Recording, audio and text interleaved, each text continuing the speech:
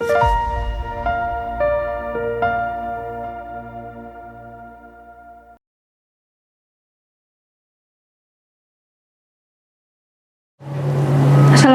warahmatullahi wabarakatuh.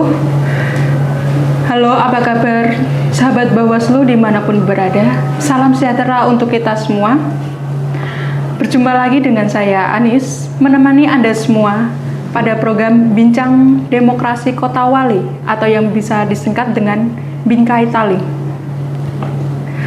Pada kesempatan kali ini kita akan membicarakan tentang tema politik uang, ancaman bagi demokrasi, tantangan bagi pengawasan. Baik, hadir di samping saya, Koordinator Divisi Penanganan Pelanggaran Data dan Informasi Bawaslu Kabupaten Demak, yang terhormat Ibu Puspitria Mastriasi, SPD MPD MH, atau yang kita bisa kenal, yang kita sering dipanggil Ibu Pipit. Apa kabar Ibu pada siang hari ini? Oke, terima kasih Mbak Anissa. Sebelumnya saya izin untuk menyapa dulu ya, untuk menyapa pemirsa. Assalamualaikum warahmatullahi wabarakatuh. Tadi sudah dikenalkan oleh Mbak Anissa. Saya Bu Pipit, Koordinator Divisi Penanganan Pelanggaran Bawaslu Kabupaten Demak. Alhamdulillah hari ini saya sehat Mbak Anissa, jadi kita bisa ngobrol di podcast Apa Bingkai Tali ya. Iya, terima kasih. Nanti saya akan mengikuti apa yang menjadi pertanyaan-pertanyaan dari Mbak Anissa dan mungkin juga dibutuhkan oleh masyarakat terkait dengan informasi yang bisa kita sampaikan kepada pemirsa. Wah, sangat menarik sekali nih Bu. Tema siang pada hari ini itu yang selalu harus dikulik-kulik dan harus dibahas ya Bu. Sangat baik Bu. Apa itu yang dinamakan definisi money politik? Oke. Seperti kita tahu ya Dok, kalau selama ini masyarakat itu mungkin lebih familiar dengan money politik gitu. Meskipun karena kita sebagai bangsa Indonesia kita harus bangga terhadap bahasa Indonesia ya, kita namakan politik uang. Nah, ini yang masyarakat perlu paham adalah definisi politik uang. Jadi ini sebuah upaya dari pihak-pihak tertentu, biasanya melibatkan para peserta pemilu. Apa itu politik uang? Itu sebuah upaya untuk mempengaruhi massa. Apa yang kemudian disajikan untuk mempengaruhi massa itu materi. Jadi ngomong tentang materi politik tidak hanya berbicara tentang uang, transaksi uang berupa duit ya, duit cash, duit yang selama ini kita seneng banget ya kalau ngisi dompet kita tuh seneng pol, iya, apalagi yang merah-merah. Nah, ternyata politik uang itu tidak hanya dimaksudkan dalam bentuk uang saja, tetapi bentuk materi lainnya. Nah, gitu. Jadi tidak hanya transaksional ngasih duit dalam bentuk amplop, serangan fajar dan sebagainya, tetapi bukan. Pada prinsipnya politik uang itu untuk mempengaruhi massa, mempengaruhi masyarakat supaya melakukan memilih pilihan tertentu, atau bisa jadi memberikan imbalan materi untuk tidak memilih pilihan tertentu, bisa jadi. Oke. Jadi itu ya Bu ya, arti definisi money politik uang. Baik, selanjutnya Bu, apa saja tuh ragam-ragam modus politik uang yang sering terjadi nih? Oke, kalau ngomong tentang modus operandi, saya kok malah jadi ngomong tentang modus kayak cowok modusin cewek gitu ya, ini mungkin sama. Kalau analoginya cowok modusin cewek supaya dapat keuntungan tertentu, sama dengan modus dalam politik uang ini juga tujuannya adalah mendapatkan keuntungan tertentu. Ada beragam modus yang bisa kita kenali, yaitu dengan cara tadi ya yang sudah konvensional itu memberikan serangan fajar dari rumah ke rumah, atau siapa yang melibatkan pecut apa ya namanya ya kapit, oh ya saya salah ya, kapit atau tim ses dan sebagainya. Kemudian lagi yang dikiranya itu menyamarkan politik uang adalah pemberian sembako, itu yang paling marak ya di Kabupaten Demak kemarin itu paling marak. Kemudian juga ada lagi karena kita sudah berada di era digitalisasi, maka bisa terjadi ada transaksi elektronik, uang elektronik. Tapi ini juga perlu pembuktian juga karena kita belum menemukan bukti adanya money politik melalui transaksi elektronik. Misalnya karena punya utang di Shopee Pay, maaf ya, kemudian lewat Shopee Pay dan sebagainya, kemudian bisa lewat Dana, GoPay dan sebagainya itu. Kemudian ada lagi satu lagi yang ini imbalannya besar, tetapi masuknya itu masih menjanjikan. Wow. Nah, salah satunya adalah imbalan umroh kalau terpilih, memilih dan sebagainya. Kemudian juga ada transaksi door prize, itu sebenarnya nggak boleh ya, kecuali ada perlombaan dan sebagainya. Itu kan juga masuk ke money politik. Itu yang untuk pemilu dan pemilihan kemarin itu menjadi modusnya itu. Mungkin ada lagi yang lain, masyarakat bisa memberikan informasi kepada kami Bawaslu juga supaya nanti dalam penanganan pelanggarannya kita paham juga nih apakah ada modus lain, perkembangan modus lain, karena Gen Z ini kan banyak ide kreatif ya yang mengikuti perkembangan zaman gitu.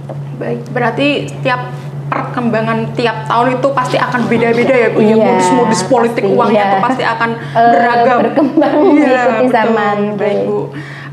Kemudian Bu, yang pernah terjadi di Demak itu adakah Bu kasus money politik yang pernah terjadi? Kalau yang lumayan sampai sekarang masih terkenal dan masih dikulik-kulik itu ada di tahun 2019 itu ada ada dugaan tindak politik uang itu berupa temuan ya, ada temuan barang bukti yang kemudian barang bukti itu kita jadikan sebagai bukti untuk penanganan pelanggarannya itu di daerah Mulyorejo, Desa Mulyorejo. Kemudian sebenarnya di tahun Pilkada 2024 kemarin kita juga ada laporan juga terkait dengan money politik, tapi kemudian seiring berjalannya waktu kita sudah upayakan penanganan pelanggaran, namun kemudian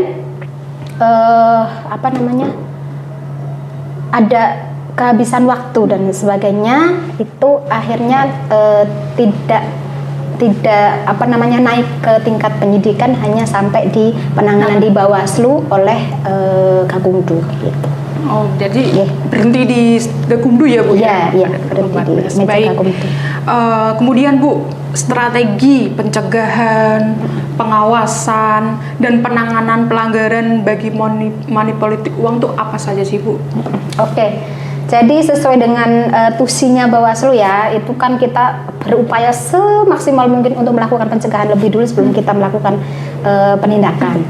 Nah, artinya kita berupaya untuk satu, sosialisasi terhadap masyarakat, karena kita tahu selama ini masyarakat itu menormalisasi ya adanya politik uang itu bagi masyarakat di Indonesia, kita ngomong di Demak aja, itu seolah-olah politik uang itu menjadi sebuah keharusan. Mereka sebenarnya paham, masyarakat itu paham bahwa money politik itu adalah sebuah melanggar hukum, tetapi karena sudah menjadi kebiasaan dan sebagainya, justru ketika tidak ada serangan fajar itu mereka malah menanyakan gitu ya, nanti tanya iya, bahkan pernah ada mbah-mbah gitu kan ditanya kenapa, kalau bahasa Demaknya itu kan kombongan ya, TPS itu kan kombongan, kok nggak ke TPS, kenapa mbah? Lanti orang duitnya gitu, ada yang menjawab seperti itu. Kemudian ada juga yang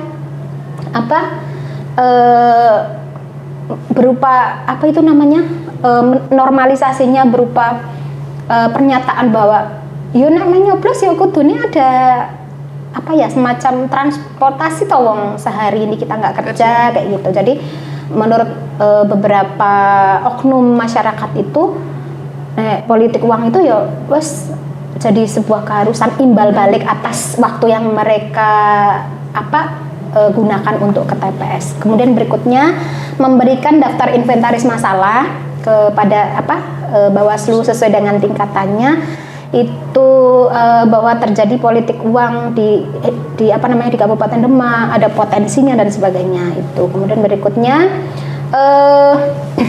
menekankan kepada seluruh unsur pengawas pemilu nih supaya menyosialisasikan, mengedukasi masyarakat minimal dari diri sendiri, kemudian ke lingkungan sekitar, ke keluarganya dan sebagainya. Dan terakhir itu mendorong pemerintah, karena kita di Kabupaten Demak, kita mendorong pemerintah daerah Kabupaten Demak juga supaya secara sinergis kita juga bisa memberikan edukasi ke masyarakat bahwa memilih pemimpin itu bukan hanya karena uang. Belum tentu yang kita pilih itu kan berdasarkan berdasarkan uang yang mereka terima itu pemimpin kita itu nanti beneran kerjanya dan sebagainya itu. Kemudian juga ada satu hal lagi yang mestinya perlu kita catat, bahwa pemilih sekarang kalau disebut cerdas sebenarnya nggak cerdas. Mereka bukan cerdas ya, tapi mengklaim bahwa ada narasi yang menyebutkan bahwa pemilih sekarang lebih cerdas karena apa? Terima uangnya tapi nggak nyoblos yang ngasih. Itu bukan sebuah kecerdasan menurut saya. Itu malah sebuah kemunduran akhlak. Menurun akhlak, artinya mereka menerima uang yang itu. Coba aja kalau misalnya kita ke ulama itu, apakah nantinya itu uang itu haram apa enggak sih, kayak gitu. Coba nanti fatwanya seperti apa. Udah diminta tapi nggak mencoblos, artinya kalau terus-terusan semacam itu maka praktik adanya sirkulasi politik uang di Kabupaten Demak akan terus-menerus ada ya, karena itu tadi menormalisasi terima uangnya, tidak coblos yang terima kayak gitu kan, berarti apa sih namanya ya, ngapusi, bodoni, ngakali, ngadali ya gitu ya, itu. Oke. Jadi circle-nya tuh pasti akan terus berputar kalau kita tidak menanggulanginya. Iya, betul. Baik. Betul. Kemudian terakhir Bu, closing statement tentang tema yang kita bahas pada siang kali ini Bu. Oke, terima kasih. Ternyata sudah sampai ke penghujung ya, cepet banget kayaknya. Saya kalau disuruh ngobrol tuh oke jam pun oke. Tapi terima kasih sudah diberi kesempatan untuk menyampaikan tentang politik uang di podcast Bingkai Talinya Bawaslu Kabupaten Demak. Semoga bermanfaat. Kemudian berikutnya saya menyampaikan juga kepada seluruh pemirsa bahwa money politik itu tidak menguntungkan sama sekali. Bahkan itu adalah rekam jejak yang sangat merugikan untuk kita. Kemudian juga kalau seandainya politik uang itu terus-menerus akan dilakukan, itu menjadi sebuah kemunduran peradaban. Itu. Terima kasih. Baik, terima kasih Ibu Kusfitria Mastriasih SPD MPD MH atas closing statement yang telah diberikan. Baik, demikian episode Bincang Demokrasi Kota Wali Bawaslu Kabupaten Demak. Nanti bisa disambung pada obrolan-obrolan yang menariknya terkait dengan isu-isu yang pada kesempatan lainnya. Demikian, bersama rakyat awasi pemilu, bersama Bawaslu tegakkan keadilan pemilu. Wassalamualaikum warahmatullahi wabarakatuh. Waalaikumsalam warahmatullahi wabarakatuh.